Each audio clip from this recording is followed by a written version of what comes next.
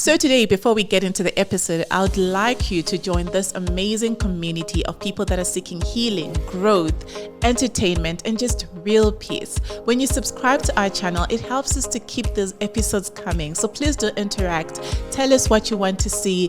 If there's anything we should improve as well, please do put it in the comments section. Thank you so much to everybody who's been supportive of our podcast. It's been amazing having you all. Please do click the subscribe button. Let's get into the episode.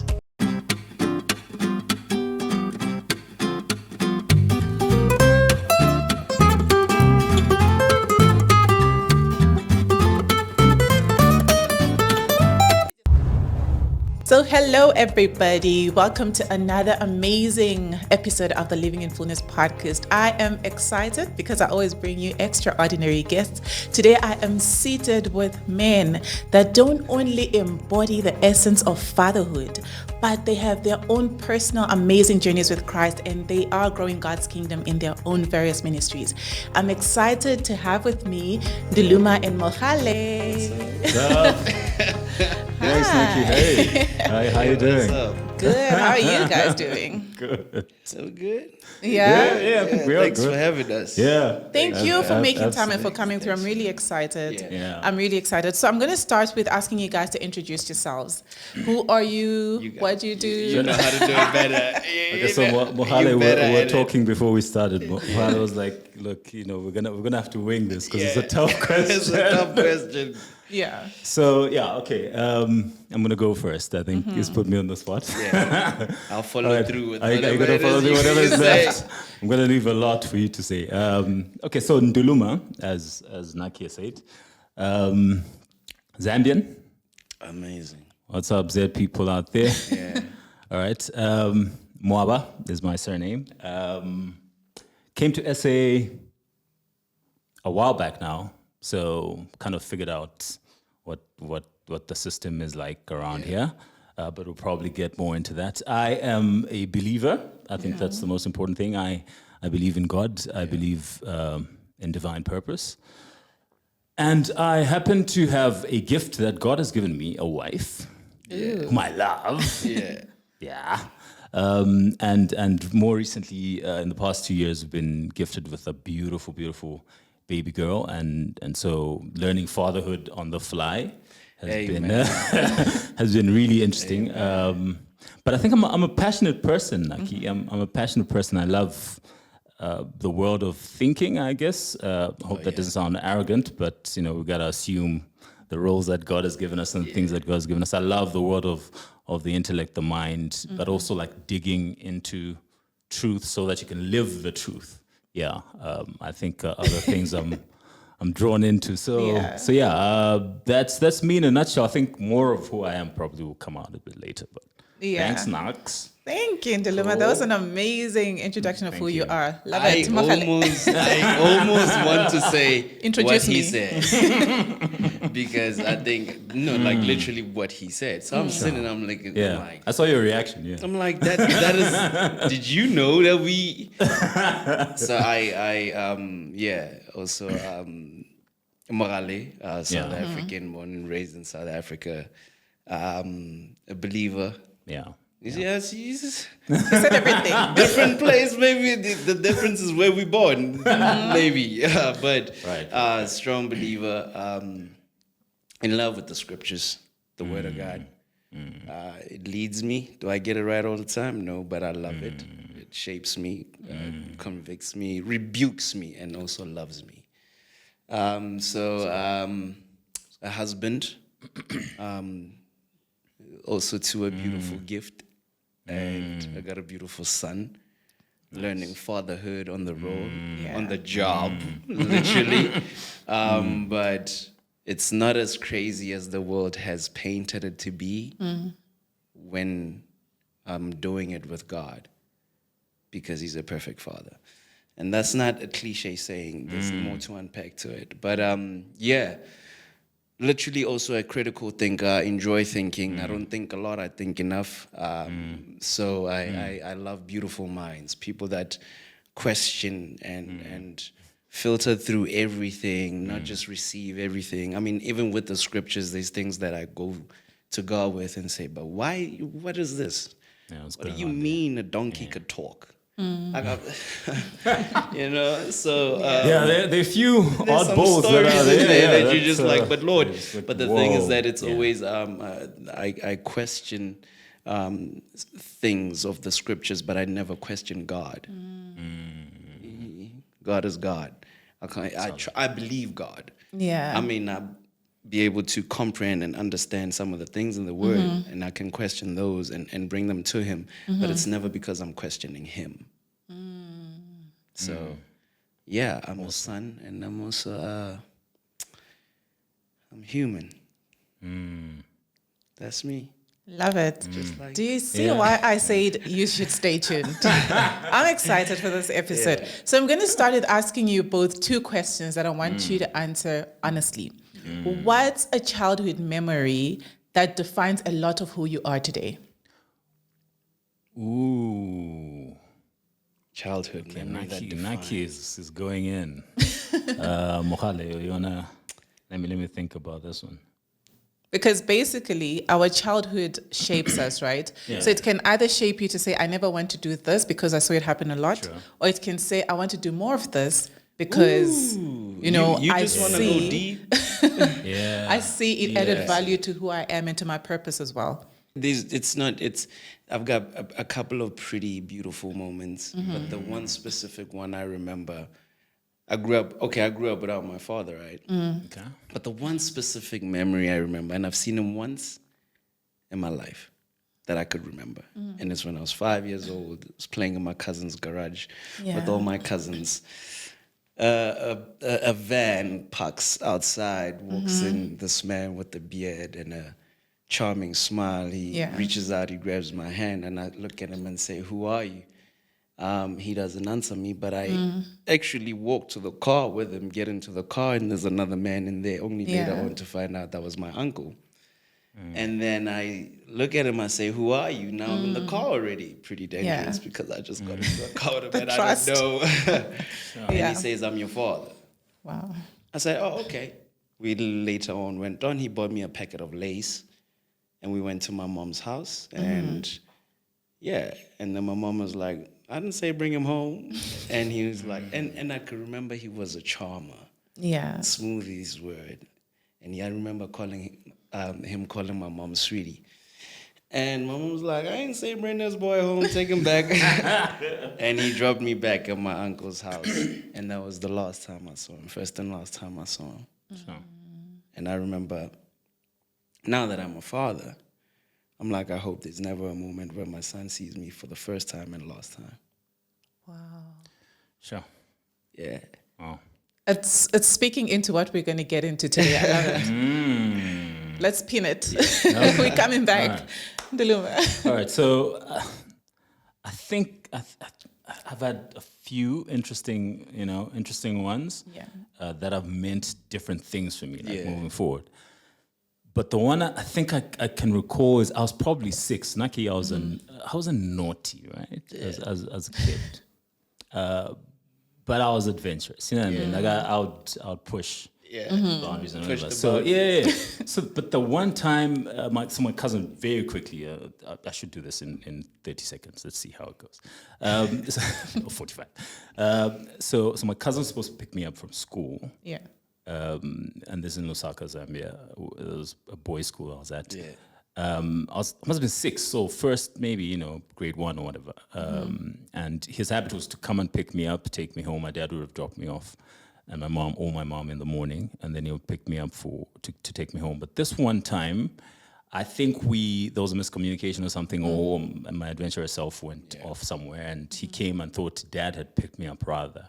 This is pre-cell phone days, right? Yeah. So he figured, okay, because he's always here, whatever. So he went off. I came back, waited hours, and Dad is at work, Mom's at work. He's gone off doing his thing. Yeah. And so then, weird, a man comes to, white guy. Yeah. And, he spoke to me and blah, blah, blah. I think I remember it in fragments. Yeah. And took me to the police station. But now it's getting dark, right? So now they get home, my parents get home, and they realize there isn't it, and my cousin is like going to get fried. But let's look for son, right? So, and they hunt hospitals. It became a big thing. And they hunt hospitals and they where's our son, and blah, blah, blah. They decided to go to this police station, and my dad was my uncle. And lo and behold, they find me there, and I'm chilling. I'm like, You're good. what crisis? You know what I mean? Yeah. What I remember is from that day on, when the story was that they found me, just the pursuit in my father's eyes, like he's like, I'm gonna find my son, I'm gonna find this dude, and that, I think that has defined me. Like I love pursuing things like justice and kind of protecting the innocent. Kind of, I think it's shaped me in some way. I always kind of go back to that memory and go like, I think I was like, this is how to live. You got to pursue the things you love, whatever. So that makes sense. Love it. Yeah, Love it. Yeah. I'm loving those responses. You guys are doing very well. We were nervous, people. Naki has calmed us down sufficiently. In the water. Cheers. Something in the water. Awesome. Another icebreaker so that people can get to know you. What's the worst advice that you've ever received about fatherhood or marriage? The worst advice. Nice. If there's any. It helps to hang around people who won't give you terrible advice. No, I'm just saying. Obviously, but that, that's a very good question. I'm just thinking, because even in the culture, you get all these people They always having opinionating views about something. Look, I think I hate. This is maybe speaks to other things, but I hate the notion that men are trash and they will they will be that way wherever they are in marriage and whatever. I think I just find it because it lowers the expectation and then I'm after all trash. I mean, Desmond Tutu said something really interesting. He was like, you can't call a man a beast even if he's sinful and he has committed crimes. And you're talking about like this criminal guy who had raped and pillaged and plundered. But you can't call him a beast because then you have disabused him of his humanity and you've allowed him the space to be a beast. So I think viscerally, like I react to the idea that as men we can't pursue a higher thing. So anything within the culture that speaks to men are trash or men are, it's like, no guys, there's actually a higher standard. There is. So anyway, something along those lines. That's good. Fatherhood and marriage, bad advice. Nothing. No, there's been plenty. So you're trying to pick one. There's plenty. I don't know, but there's an idea that my wife is going to be everything. And she's not. Because I'm not. My wife can't be everything. And also like as men, it's like the ideas that, like you saying, there's an idea of us being trash, but there's an idea of what a woman needs to do in marriage, right?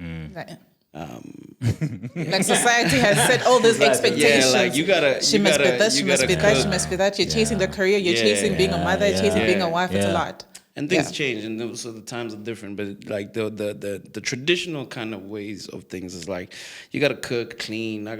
When I wake up, my shirt's gotta be waiting for me to just slip into. Like when I come home, she gotta be ready. Like everything's gotta be put together, and everything's gotta be. And always in the mood. Yeah, always in the mood. And also like the idea that what is this?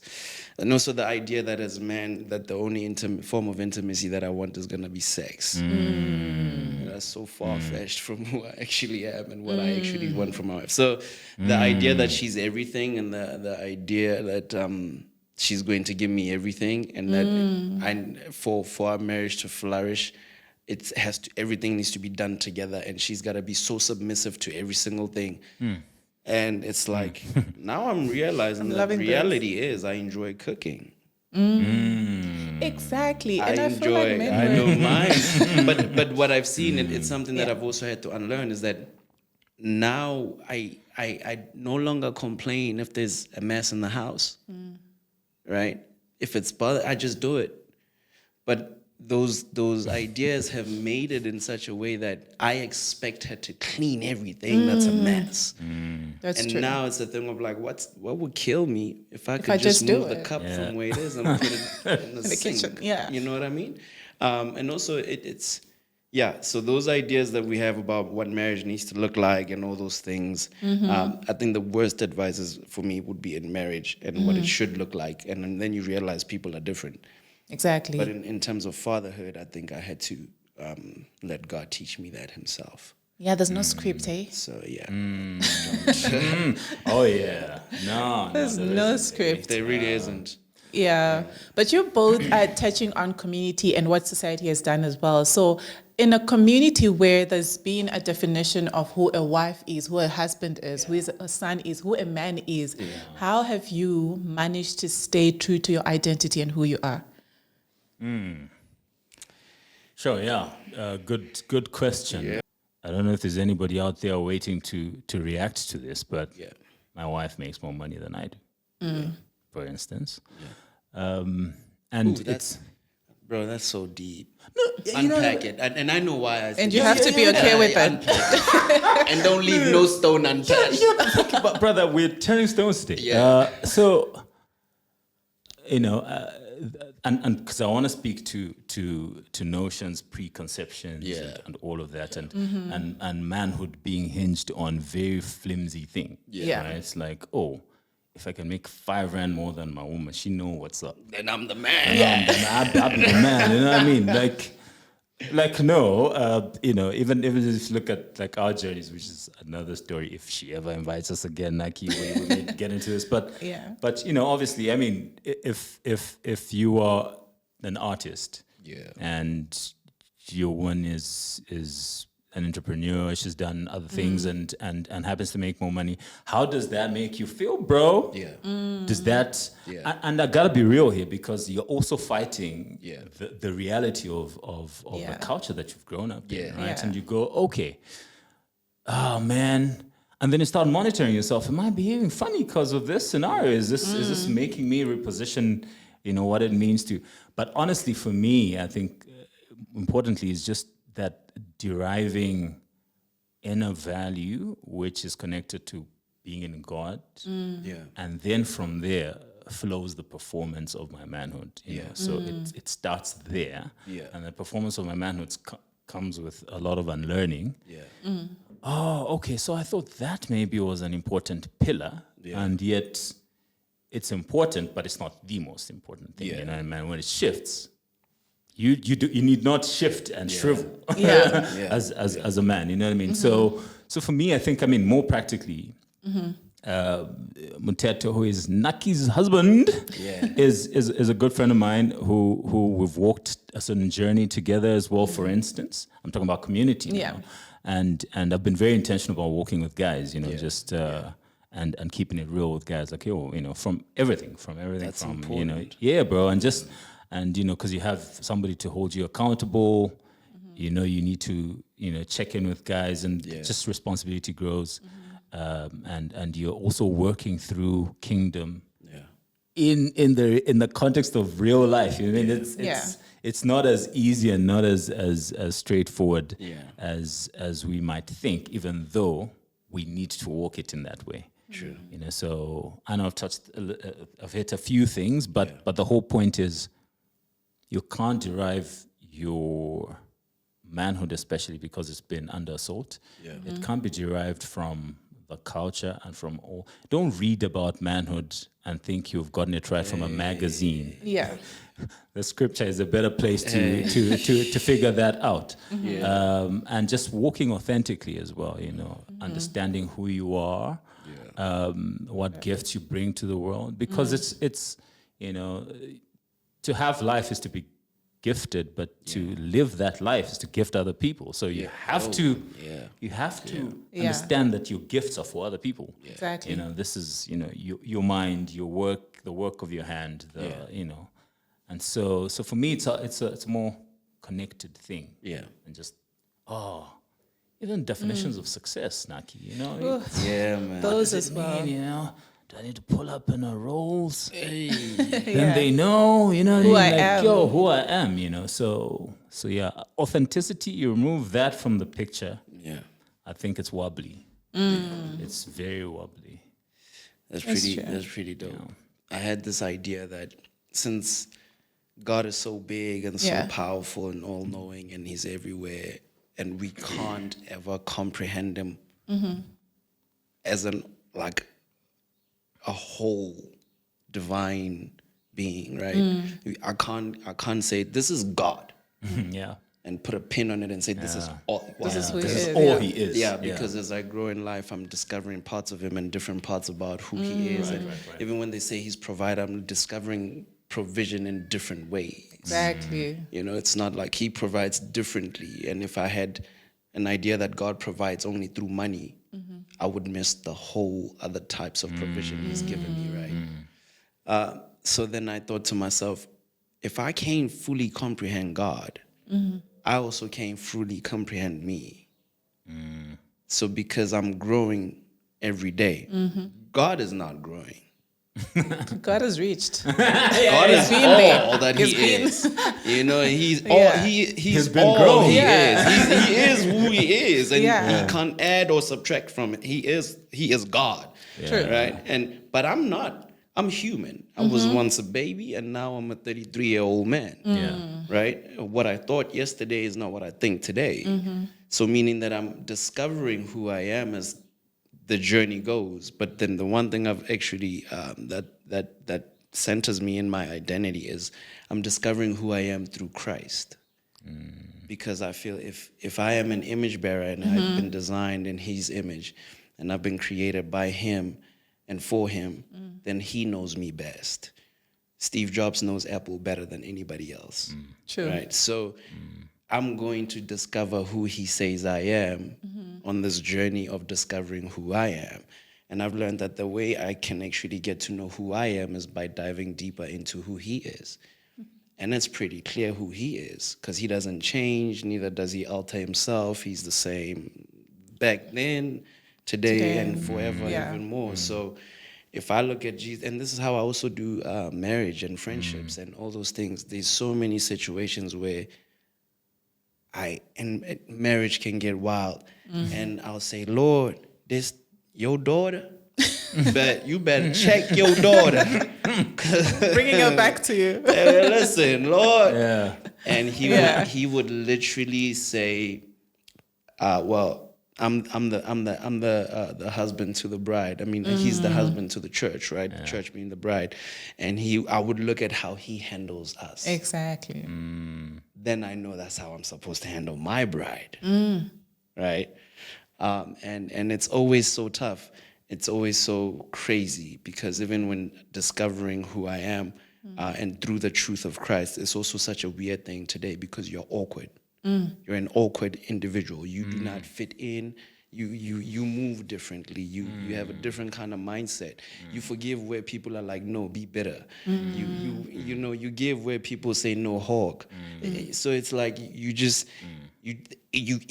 I cannot have my heart be a space where anything negative resides. Yeah. Why? Because I am following Christ and he doesn't have any negative stuff residing in his heart. So that means that's the image I need to gravitate to. So I'm learning me through him and through his truth. Do I get it right every day? No. But if I ever tried to get to know me through the world, I would not be sitting here. Because the world has different ideas about who we should be. The world has different ideas about what gender is now. So that's true. If I follow what the world, if I follow the world, if I follow my identity through the world today, I'll be confused. I wouldn't really know if I'm a man or woman or them or they or there. die or the. Like I wouldn't know, right? That's true. Yeah. So, But then I think you're both touching on your identity being like if your identity in Christ is proper, then your identity in the world is also protected, right? Because generally, I think as men, you also set benchmarks for yourself. We speak about community setting benchmarks, we speak about society setting benchmarks, your wife, everybody else, but I think within yourself, you wrestle to attain certain things. So when you also say, I want to be a provider, and I think when you touched on your wife earning more than you, right? It's a matter of you're like, does it impact you? How do you process it? As much as you're comfortable with it and you're okay with it, but how do you feel about it as a man? Because nobody is intimidating you. She would be okay with it. She's okay with providing, with bringing in more and all that. But then it's a matter of how are you within yourself? Because I think as men, you also wrestle on your own, right? So how do you think some of these benchmarks you set for yourselves as men sort of impact how you are accepting of your wives bringing in more? Sorry, bro. Before you answer, Go for it. I just want to add the question to that for me is, where do we get these benchmarks that we've set for ourselves? Exactly. Oh no, you can go. That's all. Really? I was just thinking. You asked the question. I said, there's benchmarks we have as men for ourselves, but where did I get it? Where did I get them from? So this is really interesting. What I can think of right now is how so historically, and this is like empirical reality. That's what we're dealing with right now, and have always been dealing with. Men have always had physical strength, okay, which when converted can mean any number of things. Okay, you can build stuff. You can primarily, which is kind of like a God instruction to defend. Okay. Protect, defend, and so on, which is kind of all the attributes that God was saying to Adam. This is I'm giving all of this in your hand to defend and so on. So wifey comes along, Eve, and Adam's like, right? This is like I would like to look at this person for a long time to come, you know what I mean? Whatever.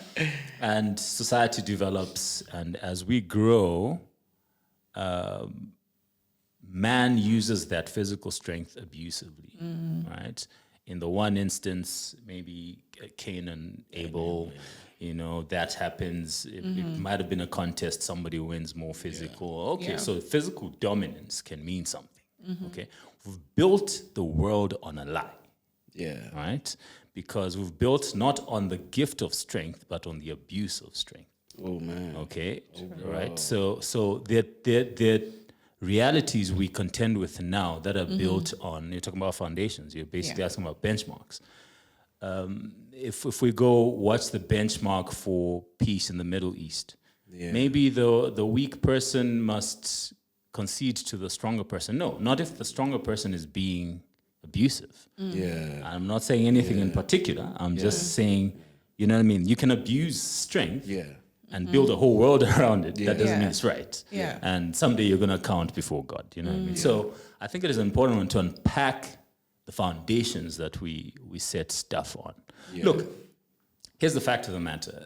A man 200 years ago, 150 years ago, the benchmark for manhood was, it looked different. There were still values, I think, that were important, but is it Henry Ford who introduced 8 to 5 days of work? God bless that man. He introduced the corporate culture, right? So let's not pretend this has been going on. Men used to derive their sense of manhood from different things previously, right? So I'm just saying, with the options that are there today of work and earning and so on and so forth, you can't simply be about 10 rand more. If my wife brings 10 rand more, my road crumbles. Come on, calm down, And so I think, to get more to the issue, there are things about a man that you're going to wrestle with. For instance, even this one, it's not like, you're like, that's fine. You deal with it. But the issue is, and I think this is where maturity journey comes in, understanding yourself, understanding what value you bring to the world, and that sort of thing. But you can't. It can't be about these because it's a worldview issue about these things that are thrown at you, benchmarks about how to be a man, about what success is, about how to derive value, about how to look back on your life and say, oh, it's been a great... The Christian worldview, as you were pointing out, sorry, Naki, to belabor this point, but the Christian worldview will stand counter to many of these cultural issues where you'll be like, oh, okay, I thought the way towards manhood was that, but he's saying something else. Yeah.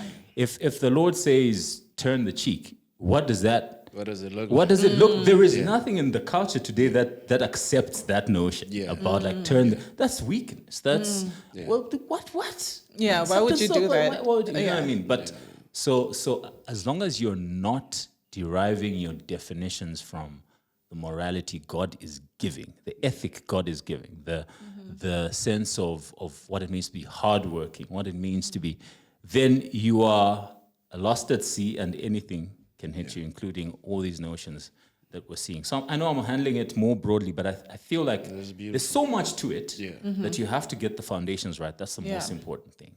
And then just figure it out. Like, guys, am I wrong for feeling a certain type of way? My wife is earning a little bit more. No. And then you figure it out as guys. But you need to work in a community that doesn't also then go, nah, bruh.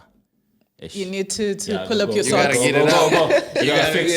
gotta fix the rands, man. You can't have your wife. And having said that, I mean, it's not. I'm doing okay, I was merely pointing out that she brings more. So what? Yeah, exactly. You know what I mean? It's a good point as well. You know what I mean? Yeah. So. Yeah, because it's I a tough one think to be women are becoming successful, and I think generally when God places gifts, I think you can both attest because I think you both have women that are doing really well. So when God places gifts on women can multiply. Women know how to multiply things. So I think that's why I was asking, because I think as men, you can easily start seeing your woman grow at a faster pace than you. And you're like, wait, let me catch up. You know what I'm saying? Yeah. So that's why I was asking. So I think the benchmarks are really good if they empower us and then they align to our values and who we are in Christ. Yeah. But they can also strain our egos. If we're not sure of who we are and we're not self-aware, right? So now, Mohale, you've got a son, right? And I want to know then. Naki, by the way. That was really dropping dimes. I want to know from your end, how are you growing your son? He's cute, by the way. Cute kids. How are you growing him to be okay with crying, with telling women that I'm not okay? Right now I can't do it. I can't afford this. How are you growing him to be that man? I know he's still a baby, but... Oh, no. Yeah. Oh, trust me. I was having a chat the other time and I said, I talk to my son like a man.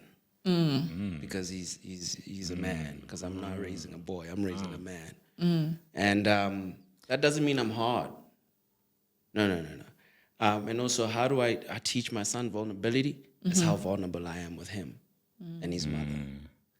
Right? So I tell a story about how I grew up being bullied, made a vow never to cry because I was told every time I was bullied, you're being a baby by crying. It's not manly. Made a vow never to cry.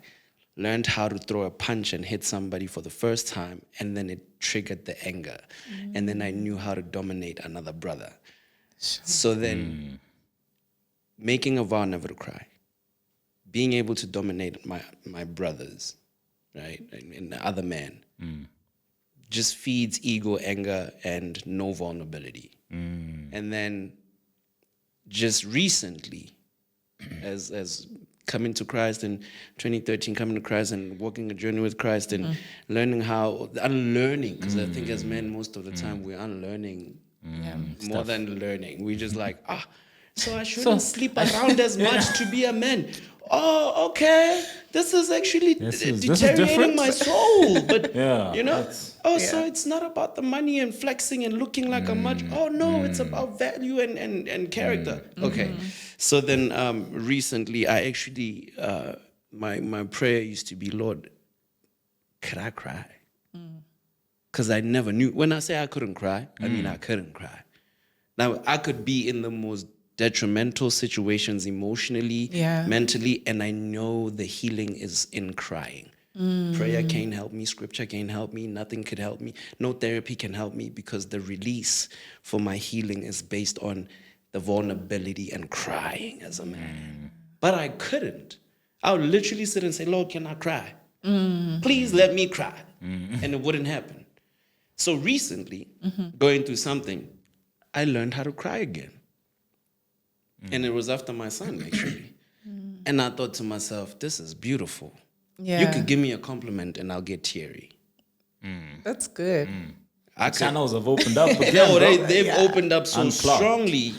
And also sometimes I have conversations about certain things and I feel so strongly, so deeply. Like, I'm also very passionate. Yeah. I feel so strongly. And I'm not crying because I'm just like, oh, being a babe. No, but I'm crying because this is an emotion of expression that and this is how I'm expressing it in the moment. So my son knows, like, I talk to him like he's a grown man. I say, you are allowed to cry. You're a man, you're allowed to cry, but also have a reason why you cry all the time. As well. You don't just. I'm also not making room for him to just cry about everything. Because as a man, you don't cry about everything. Because there's seasons where it needs you to actually pull your socks up, Absolutely. and actually get to the work and do what's needed to do, no matter how hard it is. And then there's these moments and seasons where cry, bro. If it hurts okay. you, cry.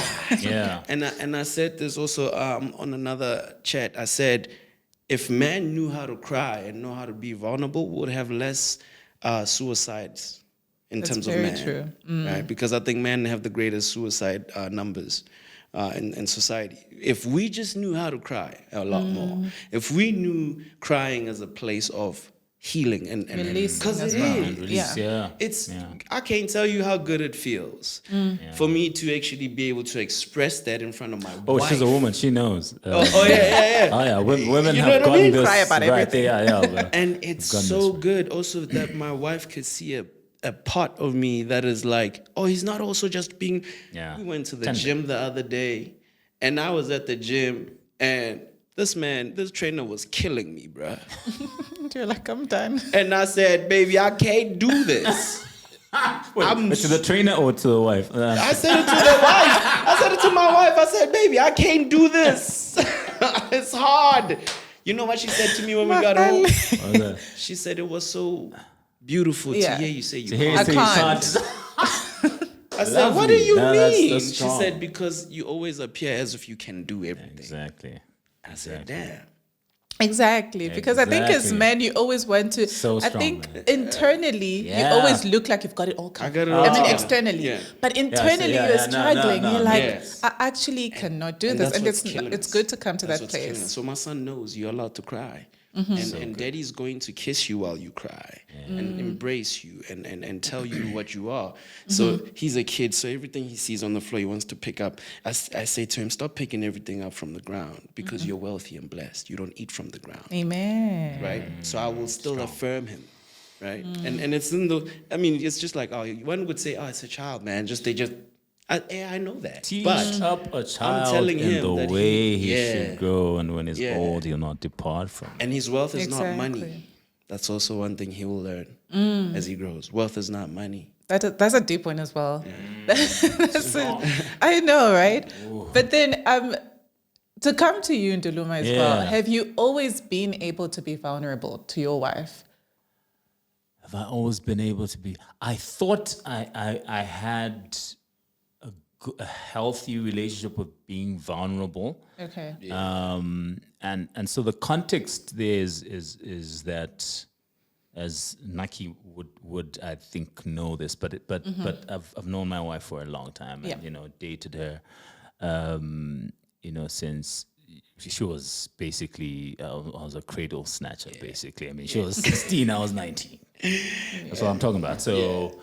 So we dated for a while. I mean, I got married at 31, and she was 28 at the time. So, but the point to that is, in that time, I think I had the unlearning was like in full swing, because I think my whole thing is ambition. Yeah. Because she saw me from a young man. I mean, at 19, right? And I wanted to become this medical doctor. Yeah. Which was the whole thing. Coming to South Africa was about studying. and I have to be careful when I'm saying this. I just need to check myself now, like, very quickly, because sometimes we want to use these things as props to say, I had this ambition because I wanted to be a medical doctor. And it means something in your journey, and you want to peg that and let people know, you're an ambitious just throwing person. it in there. Don't just mess around. But no, and because the Lord has redeemed me on this one, so I need to check it very quickly. Yeah. And that was the plan, right? I was always to, but as things were turning, and particularly this journey of trying to be a medical doctor did not work out for me. There was a lot of pain there, Naki, a lot of pain. Couldn't have enough money to go into med school. The results were great, but that didn't happen. So there was a lot of pain there. But I just remember powering through. I always told myself, you power through stuff. That's what you do, Yeah. A man is a beast of burden, and you what? Like, no, you always power have through. it covered, yeah. Dude, I'm telling you now, the one time that I remember, and my wife knows this because it's just become a marker for us. Yeah. That I remember breaking down was, we were in Pretoria, and we had just gone to see a movie, and we're in the parking lot, right? Now this is, we're still dating, right? And I was about to head off, and I just remember turning to her, and I started saying stuff, Naki, and that was it. I was in full blown tears, to the extent where she even was so discombobulated about the moment. Because she's like, I've never seen this dude. What do I do now? What do I do with you? So she was super tender and like, oh my God, like what's going on? Like, do I need, like, we need to rehabilitate something, because I think even for her, you know what I mean? But that was just, I remember it because after that, it felt so good. It does. Just like, oh my God. And it was like this spiritual release thing. I don't know. Oh man. Man, we were like, but God, crying, but God, please, like, come through, you know what I mean? Yeah. And the second time I remember seeing that happen with me, and my wife was also there. She just witnesses these things now. Was in church, Naki. Yeah. And at that point, there was just stuff going down, and we're married now, fast forward, and we're believing for a baby, and there's pain there, and that's the thing, there's pain there, And bro, I'm a cool guy, like. I mean, look at you. I don't front-footed, but I'm a cool guy. Like, I know I'm alright. It's But in the DNA. I lost my stuff, bro. I lost it. Yeah. And it felt good to be a child before the Lord. You know what I mean? Like, I know nothing, Lord. Like, if you don't speak, I know nothing. I can't rule my family. I can't run. Like, you need to speak now. So I have been getting better. Yeah. At being vulnerable, and it's not just those epic moments. It's we're talking, and I'm like, baby, you know what I mean? I'm not sure I can do this. I'm not sure we can, and my wisdom is getting to its end now. And women, our women, the women we have, and you're a woman to somebody else, are built to just help us, bro. Like, just help us. Yeah. They just have the right kind of software to make it all better, make it all clear. You're talking about multiplying. My goodness, So we've done a disservice by not empowering women as we should have, as men over the years. But you know what I think with what you also, just a little touch on that. I think women are naturally nurturers, right? Yeah. But you guys are brilliant at nurturing vulnerability. So if I never give her vulnerability to nurture, it stays there or dies. And I think also, like, we just see when we talk helpmate, we just think ambitions, missions, but she helps you in those aspects too. Like, she nurtures your vulnerability in such a way. You get out of that place, man, and you're fired up, bro. Let me go get the world. No, you're fired up. You're fired up. So, like, she helps you to unpack your issues. And I think naturally, like you're saying, I like what you're both saying, in the sense that how you relate with your wife, your father, how how you're able to actually be vulnerable sort of impacts how you're able to be vulnerable to God. Yeah. So if you're not able to be vulnerable to the people that matter most to you, Yeah. then you can't be vulnerable to God. And God has no hierarchy. Whether you're a husband or a wife, he's okay with you coming to cry. Yeah. You know, whether you're a husband or a that's wife, good. he's okay with you saying, I can't do it. I actually want you to start really helping me with this. Yeah. But then just to close out, yes, you have both mentioned that you've got supportive wives. Yes. Shout out to them. Shout out. Right? But then there are men that have women that are not supportive, simply because society has made them into those women that a man doesn't cry. If the husband starts crying, it's like, why are you crying? Come up with a solution instead of crying. You know? So what, This is on you, man. exactly. Amen. So what advice can you then give to those women so that they can understand that a man being vulnerable is not a sign of weakness, but actually a sign of strength? Because from that, they'll be able to draw strength from you as the wife, as well as from God. We talk about influence, yo. I think it's always harder for I can't even, Christian or not, I can't be a healthy husband. Matter of fact, I can't be a healthy man if I don't have healthy influence. I'm not faithful. I tell my wife this. I say, I'm not faithful to you because of you. You can't keep me faithful. No, you can't. I'm faithful because of God, and I'm faithful to God. God forbid you leave, I'm still going to keep the same standard of faithful. I'm going to protect myself and my integrity and let God do it in me, right? Influence is the greatest thing, actually. It's what raises you up or keeps you on the same level forever. So it's not even necessarily that it's the man's problem, right? If we live in this world where they say indoda must, right? If that's your influence, you're going to expect indoda to must and be strong and do all these things. Yeah. And you won't realize that's an indication of the heart that you Posture. have and that you need to actually work on and realize that the influence that you have within you is not healthy. And no matter which man you ever go to, even if you go to the indoda mas, he's that indoda mas, you won't be able to keep him because your expectations of what's influencing you is building expectations that are not real. Even the man that keep up the front, they don't keep it up forever. If he's keeping up a front with you forever, he's got somewhere else that he lets Where it out. he lets it out. He definitely got somewhere else where he lets it out. And I'm not saying it's another woman, but he's definitely got another place where he's letting it out. So influence for me, I've realized, even we talk about it, me and my wife, we're talking about influence. Yeah. I don't follow anybody on my Instagram. I don't. Yeah. I got people that I just don't follow, right? And I engage with a lot of men, and I want things that uplift me as a man, right? So I can be... And I've recently been saying I don't connect with any person that doesn't honor marriage. You don't have to be married to honor it. Scripture teaches us that marriage is honored by everyone. Exactly. Right? So if you talk bad about marriage, I can't be around you. Not because you might be a bad person. I can't be around you because I don't want you to influence me in such a way when I get home I look at my wife with a side eye. Like, why am I here? Like, why? Why you got so much salt in the food and not be appreciative of the fact that she actually put in an effort to make a meal for me, right? So the same thing with women. Like, if you would not be able to appreciate anything, he's gonna buy you a boat, and you're gonna want a jet.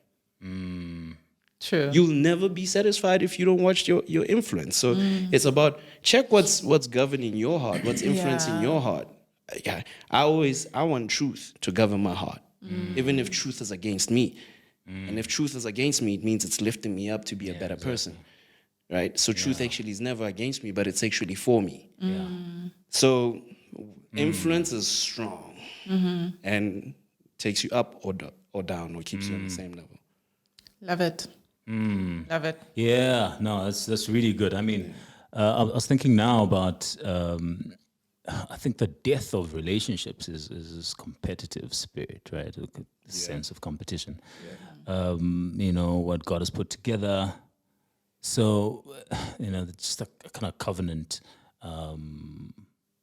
perspective on marriage, but also just then, if you happen not to be Christian and you're listening to this, what it means is just understanding that God has put us together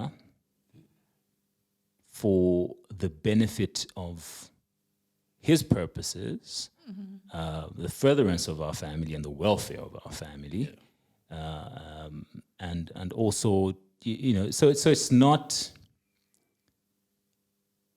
You love someone, you want to see them do better. Yeah. You know what I mean? Yeah. And I'm telling you now,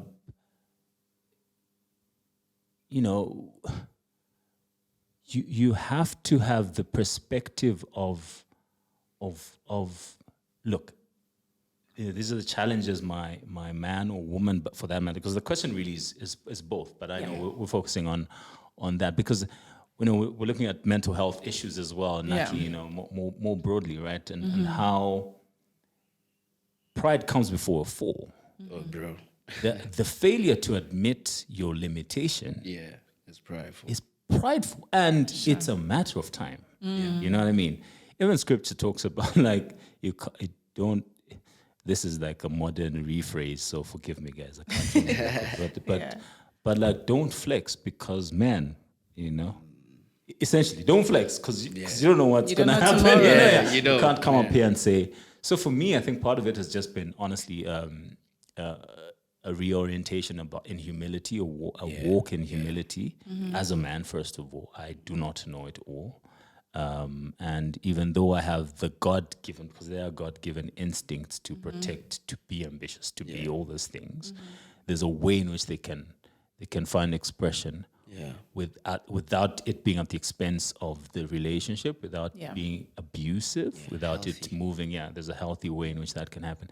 And women, those men are not as you were talking, Naki, you might know this. I write quite a bit, Mohale, and so one of the inspirational moments I wrote this.